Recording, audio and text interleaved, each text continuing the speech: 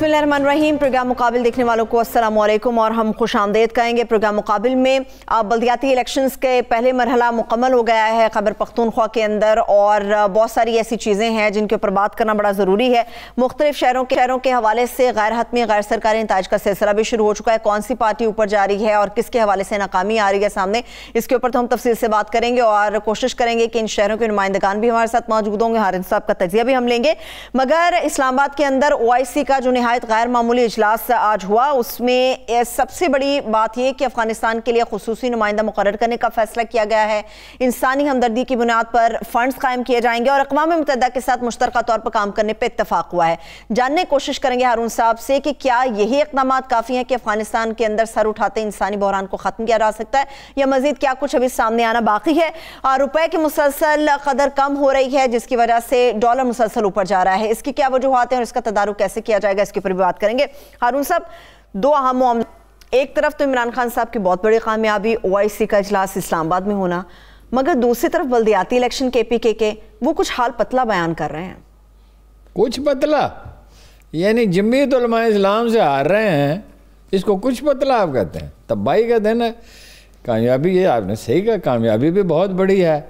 यानी 57 इस्लामी ममालिक में से 20 के वज़राए ख़ारिजा है और 10 नायब वज़राए ख़ारिजा है और बाकी भी इम्पोर्टेंट लोग डेलीगेशन अलग थे। तो 70 डेलीगेशन आ गए, जर्मनी, जापान, अक़वाम मुत्तहिदा, आलमी मालियाती अदारे वगैरह सब के। तो ये जो अफ़गानिस्तान का जो मसला था, अफ़गानिस्तान का मसला जो है ना, यानी काफ़ी हद तक हल हो गया वक्ती तौर पे। यानी जो ये है कि भूख से लोग मर जाएंगे और बहुत बुरी हालत हो जाएगी, कुछ खुदा न खास्ता दुनिया से चले जाएंगे और बाकियों की बहुत बुरी हालत। 50 लाख की तो जिम्मेदारी ले ली है वर्ल्ड फूड प्रोग्राम ने जी। तो 1 अरब रुपए का जब सऊदी अरब ने ऐलान किया तो कतर भी करेगा ना, 1 अरब रियाल का। 1 अरब रियाल का, अच्छा सॉरी। और मुझे नहीं पता एग्जैक्ट प्राइस क्या है, कोई 30-35 के करीब होगी। तो अपना कतर भी करेगा, अमारात भी करेगा। अमेरिका में बड़ा प्रेशर बिल्ड हो गया है। अटलांटिक क्या वो उसका नाम है, मैगजीन का बड़ा मौसर है वो, उसमें मज़ामीन छप रहे हैं। अब 9 अरकान कांग्रेस ने लिखा है हुकूमत को, सेंट्रल बैंक को लिखा है पैसे दो भाई, क्योंकि सारे इल्ज़ाम तो उन पे आएगा जी। तो भाई आप दे सकते थे और ये हज़ारों लाखों लोग जो है वहाँ मर गए। फिर ये है कि सिर्फ इतना नहीं है, फंड ट्रस्ट कायम होगा, फिर एक फ़िक़्ह अकेडमी कायम होगी जो उनके दरमियान मसालियत कराएगी। अच्छा, खाने के लिए इंशाअल्लाह हर अफ़गानी को रोटी मिल जाएगी और खैमा भी मिल जाएगा इंशाअल्लाह, मकान अगर नहीं है, और कंबल भी मिल जाएगा। तो वैसे तो जो तरीक़ा था जो अल्लाह के रसूल ने बताया था, काश मुसलमानों को कोई फ़हम होता उसका। और मेरा ख्याल है दर्द तो कुछ ना कुछ है, लेकिन फ़हम बड़ा कम है। इल्म ने, भाई रसूलुल्लाह ने एक तरीका बताया, उस पर आप अमल करें, नाकामियाँ हो सकती ही नहीं है। वो ये है, देखें ना, आलम इस्लाम में 90 लाख तो खुशहाल ख़ानदान होंगे ना भाई, इससे कहीं ज़्यादा होंगे, इससे कहीं ज़्यादा। ये कम एक ख़ानदान की जिम्मेदारी लेना कौन सा मुश्किल काम है जी? एक ख़ानदान को मैं 20,000 रुपये दूँ, वो बेचारे ने, उसने क्या करना है, रोटी तो खानी है या कोई दवाई की ज़रूरत पड़ जाएगी, ठीक है। तो क्या मुश्किल है जी, एक यहाँ एक तंजीम बनाई जाए, हुकूमत भी शामिल हो उसमें, जो अदारे हैं अच्छे, अलखिदमत है, अखुवत है और बहुत सारे हैं, कईयों के नाम हमें याद नहीं आते, इसका मतलब ये नहीं है कि उनकी अहमियत नहीं है जी। ओ भाई, पाकिस्तान में आम पाकिस्तानी 5 लाख 10 लाख अफगानियों की जिम्मेदारी ले सकते हैं और सदक़े से माल बढ़ता है, ये अल्लाह के वादे पे यकीन क्यों नहीं है? ठीक है जी, मैं देखा है इस्लामाबाद में लोग कर रहे हैं, अपने तौर पे पैसे जमा करके भेज रहे हैं, जूते खरीद रहे हैं, कंबल खरीद रहे हैं, इस मामले पे कैंप्स लगते हैं, मुख्तलिफ लोग कर रहे हैं और वो पाकिस्तानी कौम में ये है। बहरहाल ये हो जाएगा, लेकिन जो है ना जी लॉन्ग टर्म सोल्यूशन, वो जो जिसको कोई, मेरा नहीं ख्याल कि कोई अहमियत देगा, अगर देगा तो अच्छी बात है। फ़िक़्ह अकेडमी जो बना रहे हैं, नाम तो ऐसे ही फ़िक़्ह अकेडमी नहीं ना होना चाहिए था, उसका रिकन्सिलिएशन कमेटी होना चाहिए, कोई ऐसी मफाहमती कमेटी है, फारसी में नाम रखते हुए, जो वहाँ तो फारसी ज़्यादा बोली जाती है, और वो मसालहत कराएंगे, क्योंकि तलखी बहुत है माहौल में। आज भी करज़ई साहब ने इमरान खान पे बड़ी नुक्तेचीनी की, वो सारा बंदोबस्त वो कर रहा है और हुकूमत उसकी मशकूर है और आप ये कर रहे हैं उस पर तलखी के जी अफ़गानिस्तान से। उसने कहा ना ख़तरा, इमरान खान ये नहीं कहा अफ़गानिस्तान से ख़तरा है, उसने कहा भाई हालात ख़राब होंगे तो हिजरत होगी डेफिनेटली। तो वो, और उसने तो कहा भाई इतनी तकलीफ इन लोगों ने उठाई है कि उसकी मिसाल कोई नहीं है, तो इनके दर्द का दरमान करना चाहिए, कितने लाख मुहाजिरीन और शर्तें नहीं आयद करनी चाहिए। भाई भूखे को खाना खिलाने के लिए शर्त का क्या मतलब है? या एक आदमी सर्दी से मर रहा है, उसको एक रजाई या कंबल देना, तो उसमें शर्त आयद करने वाली कौन सी बात है? वो बाकी चीज़ें होती रहती। असल बात यह है, लॉन्ग टर्म सोल्यूशन ये है, एक मिनिमम इत्तफाक राय चाहिए होता है। कभी किसी मुल्क में खुशहाली आ सकती नहीं है जिसमें इस्तेहकाम ना हो, अमन ना हो। और ये मुस्तकिल, इकबाल ने इनके बारे में कहा था, कोहस्ता की 1000 पारा मुसलमानी, ये लड़ते रहते हैं मुस्तकिल, अमन होने चाहिए। हिकमत यार ने बहुत दानाई का मुजाहरा किया, उसने कहा कोई शर्त ही नहीं है, कुछ हमें नहीं चाहिए, हम साथ सपोर्ट करेंगे बस, इसलिए कि ये वाहिद रास्ता है। अच्छा, अब ये जो, लेकिन ये है कि मुख्तलिफ लिसानी ग्रुप हैं, एथनिक ग्रुप हैं, और इलाके हैं, उज़्बक हैं, ताजिक हैं, हज़ारा हैं, वह एक मूव होनी चाहिए, उन्हीं को मोटिवेट किया जाए। मैं तो आपको पता हमेशा से कहता हूँ, लोहे जिरगा भाई सब लोग इकट्ठे हों और बैठ के बात करें। देखिए 20 साल में यहाँ बम बरसाते रहे और वो भी मज़ाहमत करते रहे, मज़ाहमत करना तो उनका हक था। 20 साल में अफ़गानिस्तान में इंडस्ट्रियलाइजेशन हो सकती थी, मॉडर्न एग्रीकल्चर हो सकती थी, क्योंकि वहाँ तो एग्रीकल्चर है ही कोई नहीं, कोई हाल ही नहीं है। अब कुछ बेहतर है, कुछ लोग तालीम का खैर तनासुब बेहतर हुआ, तो वो जो एक बेसिक इंडस्ट्री चाहिए भाई, अफ़गान वैसे ही है ना, उनके सर में भी वही 1300 सीसी का दिमाग है ना जो बाकियों में है। सही। ट्रेड बहुत अच्छी कर सकते हैं, अमन हो जाए तो सिर्फ राहदारी से, उनको सिर्फ राहदारी से सेंट्रल एशिया से जो ग्वादर तक जो सामान आएगा जी, सड़कें तो अब अफगानिस्तान में भी अच्छी बन गई, सेंट्रल एशिया में पहले ही अच्छी हैं, पाकिस्तान में बहुत अच्छी बन गई हैं, तो उस पर उनको 3-4 बिलियन डॉलर मिलेंगे। अब भी अंदाज़ा, मेरा अंदाज़ा ये है, बाद लोग इससे इत्तफाक नहीं कर रहे, मैंने दोस्तों से बात किया, वो कहते नहीं इतने नहीं होंगे, मेरा ख्याल है 3-4 बिलियन डॉलर हो जाए। अच्छा, और ये क्राइसिस जो है ना कि ये बिल्कुल बेचारे भूखे मरेंगे, देखिए बहुत अच्छे इक़दाम किए हैं, एक मिसाली कामयाबी है। पाकिस्तान को कह रहे थे तनहा रह गया, पाकिस्तान क्या तनहा रह गया? इसके बाद भी 57 ममालिक, 70 तंजीमें, और वो तंजीमें कोई जो मामूली तंजीमें नहीं हैं। जब जापान और जर्मनी के नुमाइंदे आके बैठे हुए हैं, तनहा जापान जो है वो $1 बिलियन दे सकता है।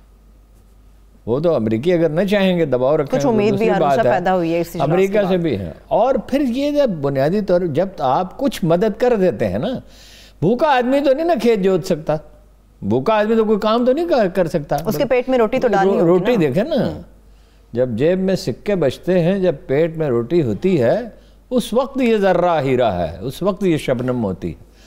बात ये कोई तबानाई इंसानी जिस्म होगी तो वो कुछ काम करेगा ना, और फिर वो जब उम्मीद जागती है तो जहन भी काम करता है, पॉजिटिव समत में जाता है। तमाम बनी नौ इंसान की जिम्मेदारी तो है ही, हमारी बतौर मुसलमान की जिम्मेदारी है। मैं तो अपने आप को बहुत मुजरम महसूस करता हूँ कि अगर मैं कम अज़ कम एक ख़ानदान का, ज़्यादा ख़ानदानों करना चाहिए, उसके अखराजात नहीं उठाता। वो कोई प्लेटफार्म नहीं है कि हमने वहाँ बनाया छोटा सा ग्रुप पिंडी में, तो रीजनेबल पैसे जमा हो गया, जिन दोस्तों से कहा सब ने कहा हम तैयार हैं, लेकिन अब वो बाकायदा उसका ऐलान हो, वो मोहतरमा उज़्मा गुल कर रही हैं, अब वो बाकायदा कमेटी हो, बाकायदा अकाउंट हो, ट्रांसपेरेंट हो। वैसे तो वो उन पर एतबार तो सबको है, तो कश्मीरियों के लिए भी उन्होंने किया था, काफ़ी पैसे जमा किए थे, और सबको कपड़े वपड़े जूते लेके दिए थे। तो और भी हैं, अखुवत बहुत कुछ कर सकती है, सबको मोटिवेट करना चाहिए। और ये इसी जो अखुवत का उसूल है ना, जो रसूलुल्लाह सल्लल्लाहु अलैहि वसल्लम, जनाब बिलाल जाने लगे जब दमिश्क, तो उनसे पूछा कि आपका वजीफ़ा किसको दें? उन्होंने कहा तो रसूलुल्लाह ने तय कर दिया था, फ़लाँ को मेरा भाई बनाया था, बस मेरे भाई को दे दो। यही है वाहिद तरीका। और पाकिस्तान इतना कमज़ोर मुल्क नहीं, इसकी मईशत जो है वो आधी तो डॉक्यूमेंटेड ही नहीं है, पैसे तो काफ़ी हैं। और पाकिस्तानियों में ये भी है कि ये दूसरों की मदद करने का जज्बा भी है। लेकिन हारून साहब, इमरान खान साहब ने जो खिताब किया उसमें उन्होंने बड़ी खूबसूरत बात ये की कि पूरी दुनिया को अफगानिस्तान को अफगान तालिबान की नज़र से नहीं बल्कि अफगान अवाम के हवाले से देखना होगा, और ये अफगान तालिबान की वजह से ये दुनिया ने रखा हुआ है। एक आदमी भूखा है, हज़रत उमर कहीं से गुजर रहे थे, उन्होंने एक आदमी को देखा को भीख मांग रहा था। अब वो वहाँ तो भीख मांगना बड़ी अजीब बात थी ना, जो माशरा वजूद पा चुका था। तो उन्होंने कहा भाई भीख क्यों मांग रहे हो, यहूदी था। उसने कहा कि मेरे कोई अजीज रिश्तेदार है नहीं। अच्छा। कोई ऐसी को बबा फैले या क्या हुआ कि कोई मेरा कोई रिश्तेदार अजीज है ही नहीं। फिर उमर को जजिया भी तो देना होता है ना। उसी दिन ही कॉल्ड ए मीटिंग कि इसने टैक्स दिया है, रियासत पर इसका हक है। उसी दिन फैसला करके गैर मुस्लिमों के फरिश्ते बनाई गई। अच्छा। जो बेरोजगार थे और उनको पैसे दिए जाने लगे।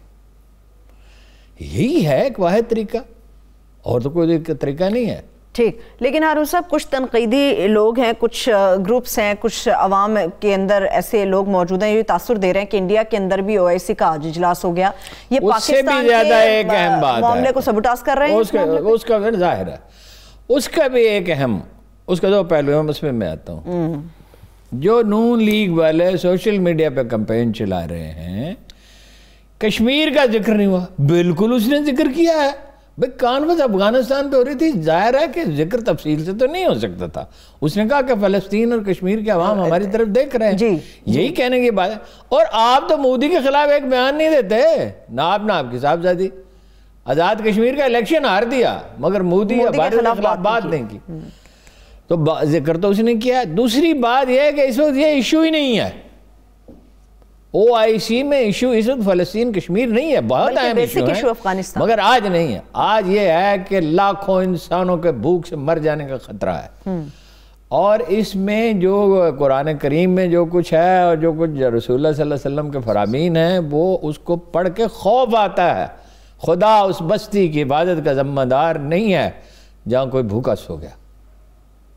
बहुत सख्त जिम्मेदारी है ये हम इसके मुतअम्मल नहीं हैं कि क़यामत के दिन हमसे पूछा जाए कभी लोग तो भूखे मर रहे थे, तो तुम तो बड़े गर्म कमरों में बैठे हुए थे रज़ाइयाँ उड़ के और कंबल लेके, तो तुम्हें कोई इसकी परवाह नहीं थी। मेरा तो तुमसे वादा था कि तुम सदका दो तो मैं तुम्हारी दौलत में इजाफा कर दूँगा। सही है। इंडिया का मामला हारून साहब, इंडिया का मामला ये है, एक तो यह है कि उन्होंने इजलास 2 माह पहले रखा था, ये तो 15 दिन में किया ना। ये तो बड़ा अजीब बात है कि 15 दिन में कभी ऐसी कॉन्फ्रेंस नहीं होती। मुझे याद नहीं है अपनी पूरी सहाफ़ती ज़िंदगी में कि चंद दिनों के नोटिस पे, वो मस्जिद अक्सा वाला जो वाक़या हुआ था उस वक्त भुट्टो साहब ने शायद बुलाई थी, तो वो बहुत कामयाब हुई थी। उस वक्त शाह फैसल थे और लोग थे जी। तो मोर ओवर भुट्टो तो बहुत पढ़ा लिखा आदमी था, इन चीज़ों को तो वो खूब समझता था, बात करने उसे आती थी। तो ये 2 महीने पहले रखी गई थी भारत की, और भारत ने सेंट्रल एशिया में बहुत काम किया, एक बात। दूसरी बात ये है कि वो उज़्बेकिस्तान, ताजिकिस्तान, किर्गिज़स्तान, काज़ाकिस्तान, ये जितने ममालिक हैं ये तालिबान से खौफज़दा हैं। चीनियों के रिजर्वेशन हैं, ईरानियों के रिजर्वेशन हैं, पाकिस्तान परेशान है, रूस परेशान है। तो कहा था इमरान खान साहब ने कि मोहम्मद क्या मुत्तकी अमीर खान मुत्तकी ने मुझे यकीन दिलाया कि सारे तहफ़्फ़ुज़ात दूर करेंगे, लेकिन बहरहाल इसमें वक्त लगेगा। और कोई मुल्क सर्वाइव नहीं करता भीख पे, खैरात पे नहीं कोई सर्वाइव करता। उनको अच्छे बीज बना के दें, उनको जदीद ज़राअत, देखिए ना वहाँ तो काम हो ही नहीं रहा। तो जो चूँकि सारा बहुत सा इलाका खाली पड़ा हुआ है, तो आजकल तो सूरत हाल ये है कि फसलें जो हैं वो मूदी नहीं होती, मतलब वो नहीं होती, वो क्या उसको कहते हैं, सही लफ्ज़ मेरे जहन में नहीं आ रहा, कि आप ऊपर तक छत तक ले जा सकते हैं डांप के उसको। दुनिया को उनकी मदद करनी चाहिए, ग़ज़ा टेक्नोलॉजी फराहम करनी चाहिए नई ज़राअत की, ताकि वो अपने लिए ज़्यादातर अनाज खुद पैदा कर सकें। ठीक है। और अनाज और सब्ज़ी और गोश्त, खैर बकरियां तो बहुत हैं। अब मुझे नहीं पता ताज़ा तरीन सूरत हाल क्या है, लेकिन 2-3 लाख बकरियां तो एक आदमी लेके आया था 79 में, 2-3 लाख। गुल खान हारून साहब, वहाँ पर गुजर बसर भी मोस्टली इसी तरह से हो रहा है। एक आखिरी सवाल हारून साहब, आपने आमिर खान मुत्तकी साहब की बात की तालिबान के हवाले से, उन्होंने मीडिया से बात की है। मीडिया से बात करते हुए उन्होंने कहा कि जी ख़वातीन के हवाले से मुख्तलिफ़ किस्म की बातें सामने आती हैं, वो बाइख्तियार हैं, आज़ाद हैं, बस मीडिया है जो हमारी मुश्किलात को फजूल में उजागर करता रहता है। नहीं, बात दुरुस्त नहीं है ना, सच्चाई कहीं बीच में है, बहुत ही सख्त रवैया है देखिए, जो बुर्का अफ़गानी औरत को पहनाया जाता है वो अल्लाह के रसूल ने मदीना की औरतों को नहीं पहनाया था, ठीक है। फिर तालीम के मामले में इनका पिछला रिकॉर्ड ठीक नहीं है, रिजिडिटी बहुत है, और मतलब दाढ़ियाँ तक मापते थे और बहुत सी चीज़ें। अब इनमें तब्दीली ज़रूर है, अब उसको इनकरेज करना चाहिए। मगर जो इमरान खान का वो बुनियादी नुक्ता है, शर्त आयद करने का क्या सवाल है? एक आदमी भूखा है, उसको खाने के लिए रोटी चाहिए, इस वक्त ये इश्यूज उठाने का क्या मतलब है? सही सही। दूसरा ये है कि एक मुल्क ने अपने जो भी कवानीन और तौर तरीके हैं वो खुद तय करने होते हैं, उसको अफगान माशरे की जिम्मेदारी है। दुनिया ने क्या ठेका लिया हुआ? इसराइल का तो कोई जुल्म नज़र नहीं आता, रोज़ मार रहे हैं फ़लस्तीनियों को।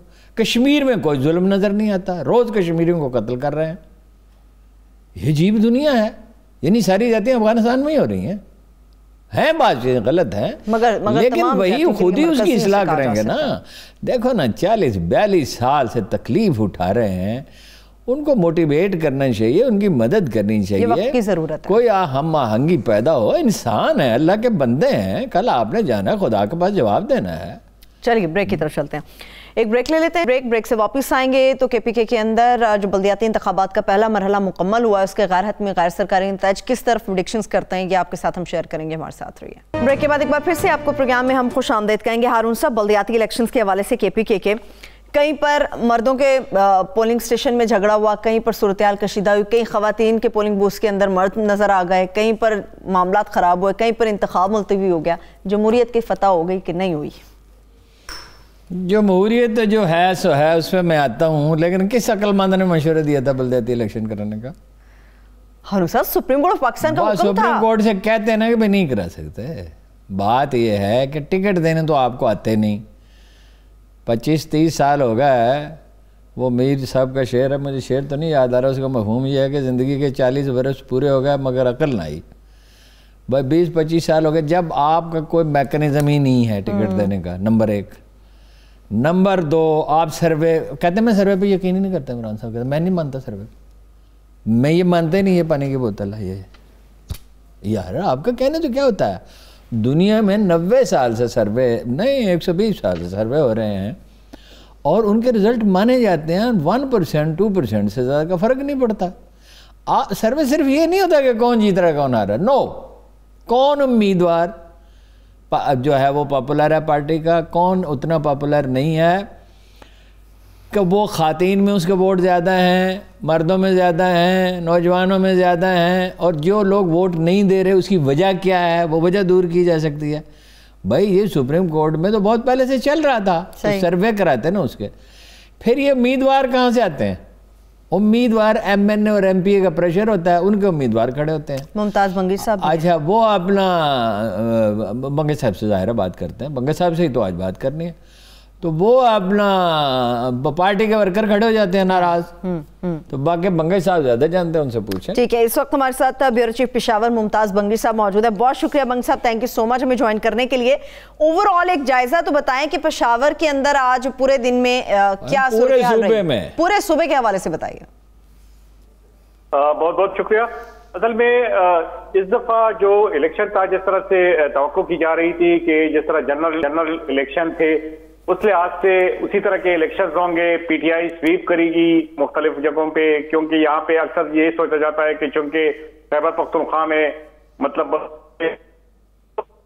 जो सूबाई इलेक्शन है वो पीटीआई जीत रही है, लेकिन इस दफा जरा बड़ा सेटबैक हुआ है पीटीआई को पूरे सूबे में। सिर्फ पेशावर की बात मैं नहीं कर रहा, पूरे सूबे में इस वक्त जितनी भी नताइज मिल रहे हैं उसके मुताबिक पीटीआई की पोजीशन जो है उस तरह से नहीं है जिस तरह से आम इंतखाबात में। अगर हम पेशावर की बात करें तो ये मेयर की नशिस्त है, सबसे अहम नशिस्त है खैबर पख्तूनख्वा में, और यहाँ पे जो मुकाबला था वो ये कहा जा रहा था कि पाकिस्तान पीपल्स पार्टी और इसके अलावा पाकिस्तान तहरीक इंसाफ और जेयूआई के दरमियान मुकाबला होगा, लेकिन ये मुकाबला जो है ये साबित हुआ है सिर्फ 2 जमातों के दरमियान, जिसमें जेयूआई के जुबैर अली हैं और पाकिस्तान तहरीक इंसाफ के रिजवान मंगश है।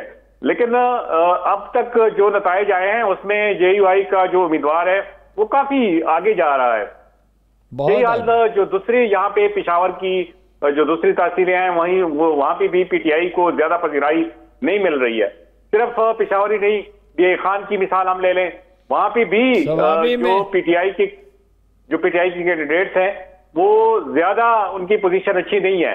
अब एक चीज जो हमें नजर आ रही है पूरी खैबर पख्तूनख्वा में वो ये है कि इस बार आजाद जो उम्मीदवार हैं उनको ज्यादा लोगों ने मतलब पसंद किया है। मतलब कई ऐसे अजला हैं कि जहां पे मुसलसल एक नशिस्त नहीं बल्कि तहसील की कई नशिस्तों से आजाद उम्मीदवारों की पोजीशन अच्छी है। मिसाल के तौर पर लकी मरवत की मिसाल हम ले लें, वहां पे आजाद उम्मीदवारों की पोजीशन काफी अच्छी है। इस तरह जनूबी अजला में दूसरे भी आजाद उम्मीदवार हैं। और एक और चीज वो है कि जो उम्मीदवार अपनी पार्टियों से नाराज हो गए थे तो वो अपनी पार्टियों के खिलाफ खड़े हो गए हैं, उनकी पोजीशन भी पार्टियों से अच्छी है। तो इसका मतलब तो हारून साहब मेरा ख्याल है इसका बेहतर इसकी एनालिसिस करेंगे कि क्या ये जो आम लोग हैं ये पार्टियों से खफा है, सियासी जमातों से खफा है कि वो आजाद उम्मीदवारों को इतनी वेटेज दे रहे हैं। अच्छा मुमताज फहमी साहब, मुझे ये बताइएगा, जितना एक्सपेक्ट किया जा रहा था बल्दियाती इलेक्शंस के हवाले से कि लोग बाहर आएंगे अपने मनपसंद उम्मीदवारों का चुनाव करेंगे, क्या लोगों की उतनी तादाद भी बाहर आई है? उतनी तादाद में बाहर आके उन्होंने वोट भी कास्ट किया? और जो आपने बताया कि पीटीआई की वो पोजीशन नहीं नजर आई, उसके हारने की वजह क्या है? भाई वो पोजीशन से क्या मुराद है? पीटीआई बहुत बुरी तरह हार रही है।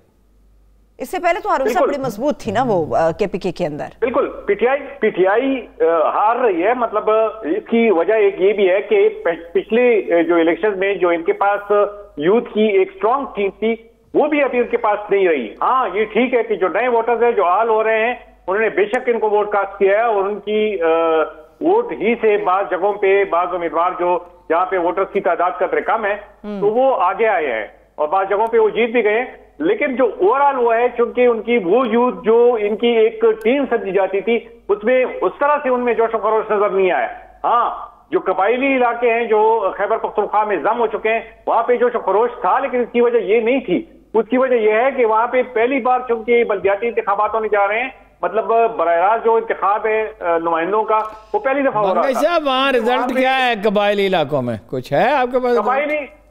कबायली इलाकों में भी पीटीआई की रिजल्ट, मतलब पीटीआई का वो नहीं है, इस तरह से नहीं है कि लोग निकल आए हैं वो पीटीआई ही के लोग तो इसलिए निकले हैं। वो आम लोग निकले हैं, जो आम यंगस्टर्स हैं वो निकले हैं। वो सिर्फ इसलिए निकले हैं कि उनका ये ख्याल है कि वो ऑलरेडी मायूसी का शिकार हो चुके हैं। अब शायद इन नुमाइंदों के जरिए उनको कोई रिलीफ मिल जाएगा और उनके नुमाइंदे मुंतखब हो जाएंगे तो यहाँ पे तरक्याती काम हो सकेंगे, उनको तरक्की मिलेगी, उनकी हालत बेहतर हो जाएगी। वो इसी सोच से निकले हैं। इसलिए वहां पे जो वोट की शरह थी वो काफी ज्यादा थी बनिस्बत उन लोगों की शहरों में लोग बहुत कम निकले हैं, खुसूसन ऐसे इलाकों पे कि जहां पीटीआई के लोग वो थे, जहां पीटीआई का वोट बैंक ज्यादा था, वहां पे शरह इतनी ज्यादा हौसला अफजाई नहीं है। इसी तरह एक और चीज जो इन इंतखाबात में हमें वो ये है कि जो बड़ी सियासी जमातें हैं उनकी पोजीशन बिल्कुल अच्छी नहीं रही। मिसाल के तौर पर पाकिस्तान मुस्लिम लीग, नून और या पाकिस्तान पीपल्स पार्टी, ये अक्सर अजला में, जनूबी अजला में तो ऐसे भी इनका कोई मतलब असर रसूख नहीं था, लेकिन जो दीगर अजला थे उनमें हमारे साथ रहिए मंगे साहब, अभी फिर दोबारा आपसे बात करते हैं। गुजारे ये है, देखिए 3-4 पॉइंट इनकी गुफ्तगू से बजे हो गए। एक ये जमीयत उलमा इस्लाम ने जितना अंदाजा था उससे बहुत बेहतर परफॉर्म किया। दूसरी वजह जमीयत उलमा इस्लाम कभी एक बहुत पॉपुलर पार्टी नहीं थी। 2002 तो एक एक्सेप्शन था कि मजहबी जमातें अफगानिस्तान पर बमबारी हुई थी, जमात इस्लामी के भी बहुत लोग जीत गए थे और ये भी 48% वोट मिले थे एमएमए को उस वक्त। कारनामा तो उनका कोई नहीं है, दहशतगर्दी परवान चढ़ती रही उस अरसे में जितना से उनकी हुकूमत रही। अच्छा ये इनके मौलाना फजलुर रहमान के वोट नहीं है, ये है नाराज लोगों के वोट जो पीटीआई से नाराज हो गए, यानी कुछ लोग उनके घरों में बैठ गए, ये साफ नजर आ रहा है। अभी तफसीलात आएंगी तो पता चलेगा। ठीक।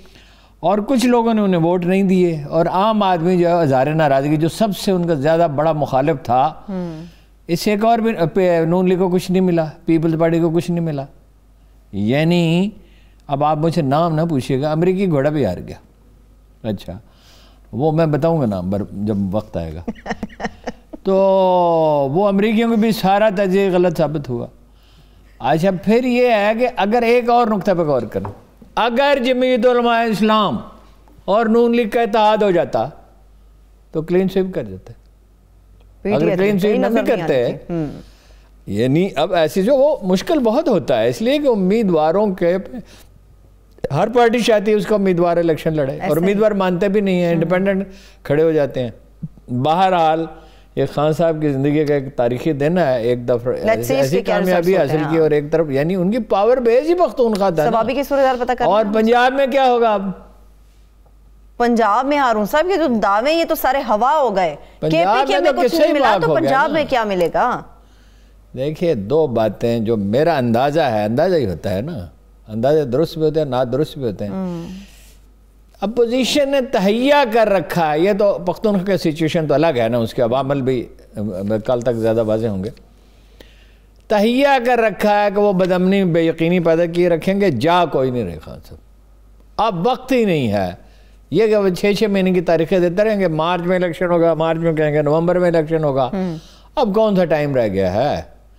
लेकिन अब ये बल्दियाती इलेक्शन से जो हवा उखड़ेगी तो इसकी तलाफी करना उनके लिए आसान नहीं। चलिए सवाबी का रिजल्ट भी पता कर लेते हैं। सवाबी से हमारे नुमाइंदे अपना नौशहरा, इन तमाम शहरों से अपडेट्स लेते हैं सब, बिल्कुल ऐसा ही है। अभी सवाबी से हमारे नुमाइंदे मुस्तफ़ा कमाल हमारे साथ मौजूद हैं, उनसे बात करते हैं। मुस्तफ़ा कमाल, बताइएगा कि क्या रिजल्ट्स हैं जो अनाउंस हो चुके हुए हैं, सवाबी की सूरत हाल क्या है?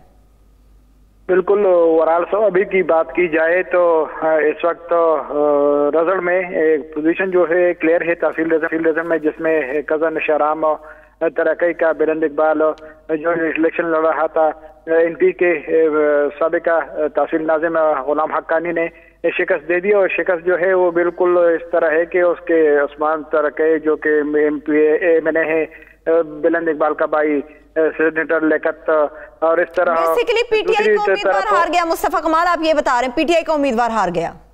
बिल्कुल पीटीआई का उम्मीदवार हार गया है। दूसरी तरफ मार्जिन कितना है? मार्जिन कितना है? मार्जिन जो है सर ये 30,000 जो है ये पीटीआई का अवामी नेशनल पार्टी के तहसील उम्मीदवार ने हासिल किए वोट, और 11,000 जो है ये पीटीआई के उम्मीदवार ने हासिल किए। कितना है? 30 और 11 का एएनपी के गुलाम हक्कानी 30,000 है और 11,000 का मार्जिन है बुलंद इकबाल। नाराज हो गए जी लोग। दूसरी आप क्या पोजीशन बता रहे थे? दूसरी जो है ये स्पीकर कौमी असेंबली असद कैसर, उसका अभी कजन इलेक्शन लड़ रहा था।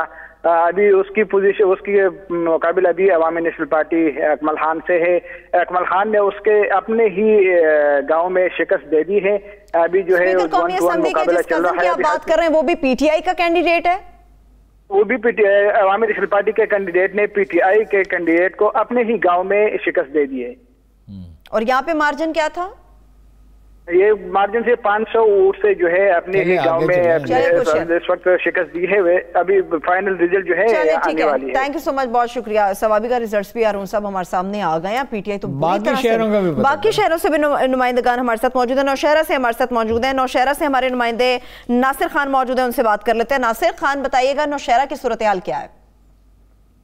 जी बिल्कुल, ऐसा है कि नौशहरा में आज नौशहरा की 3 तहसीलों पर बल्दियाती इंतखाबात हो रहे थे। नौशहरा की तहसील जहांगीरा, नौशहरा और तहसील पबी पर सबसे ज्यादा दिलचस्प मुकाबला जो था आज तहसील नौशहरा में भी था, जहां पर वजीर दिफा परवेज खान खटक का बेटा इसाक खटक पीटीआई से और उसके भाई लियाकत खटक का बेटा था आहत खटक जो है पीपीपी से इस इंतखाबात में थे। दोनों जो थे एक दूसरे के लिए मदे मुकाबिल थे। इसके साथ साथ जो थे जमीयत उलमा इस्लाम के मुफ्ती हाकिम अली थे और अवामी नेशनल पार्टी के मियां बाबर शाह थे। सबसे ज्यादा जो नौशहरा के अवाम की नजरें थी वो भी खास तौर पर तहसील नौशहरा पर ही थी, क्योंकि एक जानिब जीत कौन रहा है, जीत कौन रहा है और हार कौन रहा है? अभी नासिर खान बताइए जीत कौन रहा है? परवेज खटक साहब के भतीजे और बेटे में से भी बताइए। जी ऐसे है कि मोहम्मद इसाक जो है परवेज खटक के जो बेटे हैं उसकी पोजीशन अभी बेहतर जा रही है। अभी तक जो नताइज सामने आए हैं उसके मुताबिक मोहम्मद इसाक जो पीटीआई के उम्मीदवार है वो उसके पोजीशन अच्छी है। दूसरे नंबर पर जमीयत उलमा नौशहरा के भी आ गया अरुण साहब। मर्दान से भी रफीक बाचा हमारे नुमाइंदे मौजूद है। मर्दान की सूरत हाल भी पूछ रहे थे। तमाम बड़े शहर हैं, इनकी सूरत हाल जान लेते हैं। मर्दान से हमारे नुमाइंदे मौजूद है। मर्दान की सूरत हाल क्या है इस वक्त? कौन जीत रहा है? जी बिल्कुल, जिस तरह से खैबर पख्तूनख्वा के दूसरे अजला में बल्दियाती इलेक्शन और तो इसी तरह से मर्दान में भी बल्दियाती इलेक्शन हो रहा है। बल्दियाती इलेक्शन में यहाँ पर मर्दान में 5 तहसीलें, 5 तहसीलों में जो है एनपी मर्दान सिटी की अगर बात की जाए तो यहाँ पर एनपी की स्ट्रॉन्ग पोजीशन है और इसके दूसरे नंबर पे जो है ये जो JUIF है। और आप रफीक बाचा किसकी मजबूत पोजीशन की बात कर रहे हैं? मेयर सीट्स की बात कर रहा हूँ सर जी। जमात कौन सी आगे जा रही है? जमात ANP सबसे आगे जा रही है, दूसरे नंबर पर JUI जो है वो आगे जा रही है। चलिए बड़े शहरों की सूरत जानेंगे और सब ब्रेक की तरफ ये भी मुझे जाना है। बहुत रफीक बाचा, आपने मर्दान की सूरत से हमें अपडेट किया। एक छोटी सी ब्रेक से वापस आएंगे तो इससे मुतालिक मजीद भी डिटेल्स आपके साथ शेयर करेंगे। हमारे साथ रहिए। Welcome back. बल्दियाती इलेक्शन के पहले मरहले के हवाले से जो कि KPK में मुनक्किद है उसके ऊपर हारून साहब बात कर रहे थे। अभी तक तो जिन जिन शहरों में नुमाइंदगान से बात हुई है, PTI का कुछ अच्छा नजर नहीं आ रहा मुस्तकबिल। कोहाट की सूरत हाल जान लेते। कोहाट से हमारे नुमाइंदे नूर मोहम्मद हमारे साथ मौजूद, उनसे बात करते हैं। नूर मोहम्मद, बताएगा कि कोहाट में कौन कौन से कैंडिडेट्स किस जमातों के मद्दे मुकाबिल थे और क्या पोजीशन है? पार्टी जीत रही है? जी बिल्कुल, कोहाट की 1 सिटी मेयर और 3 तहसील कौंसलर चेयरमैन पर इंतखाबात आज हो गए हैं। जो कोहाट की 1 सिटी मेयर की वाहिद नशिस्त थी जहाँ पर इस वक्त तक जो है ताज़ा तरीन इत्तलात के मुताबिक आज़ाद उम्मीदवार शफी जान सबसे आगे जा रहे हैं, जबकि उनके मद्दे मुकाबिल दूसरे नंबर पर जमीयत उलमा इस्लाम के उम्मीदवार दूसरे नंबर पर आ रहे हैं। यहाँ पर मैं बताता चलूँ कि ये वाहिद सिटी मेयर की नशिस्त है कि कश्मीर कमेटी के चेयरमैन शहरियार अफरीदी और MPA ज़ियाउल्लाह बंगश का ये आबाई हल्का है। अच्छा। और यहाँ पर PTI ये सीट हार रही है। चलिए बहुत शुक्रिया, थैंक यू सो मच हारून साहब। जब आप शहरियार अफरीदी को कश्मीर कमेटी का चेयरमैन बनाएंगे, शहरियार अफरीदी से सिर्फ एक काम लिया जा सकता है कि वो शहर की गलियों में फिरे और वोट मांगे और लोगों की दिलजोई करे। वो कश्मीर कमेटी के चेयरमैन शहरियार अफरीदी एक फ़िक्रा उर्दू का ढंग से वो बोल नहीं सकता और उसकी सूझबूझ का ये आलम है कि पिंडी के थाने पे उसने छापा मारा था, रात गए वफाकी वजीर का ये काम है। इसी तरह वो एयरपोर्ट पे चला जाता था जॉगर पहन के और रात को FIA वालों को जब कोई काम की सूझबूझ नहीं। हारून साहब, आज़ाद उम्मीदवार जीत रहा है। आज़ाद उम्मीदवार तो बेशुमार है जो जीत रहे हैं। ये क्या पार्टियां हैं जिनको पता ही नहीं कि सिचुएशन ऑन ग्राउंड क्या है? सर्वे इन्होंने कराना नहीं है, अपनी पार्टी के वर्करों से पूछना ही नहीं है टिकट किसको दिया जाए। सियासत क्या है? सियासत में 50% तो अमल दखल इस बात का है कि आप लोगों से घुले मिलें। ये कितने मसरूफ़ लोग हैं। कायदे आज़म जैसा आदमी, जो मोहतरमा फातिमा जना कहती हैं कि खाने के लिए 3 बार दरख्वास्त की जाती थी। पहले उनसे कहा जाता था खाना खा लें, खाना लगा रहे हैं, वो कहते थे चलो मैं आता हूँ। फिर दूसरी दफ़ा जाते थे खाना लग गया है जी, तो वो फिर कहते मैं आ रहा हूँ बस। मज़ीद 5 मिनट काम करते, फिर वो फिर को आदमी जाता था या मोहतरमा खुद तशरीफ़ ले जाती थी कि खाना ठंडा हो रहा है। फिर वो आते थे, खाना खाते थे, आराम से खाना खाते थे, बस वो जल्दी में तो कभी हुई नहीं ज़िंदगी में।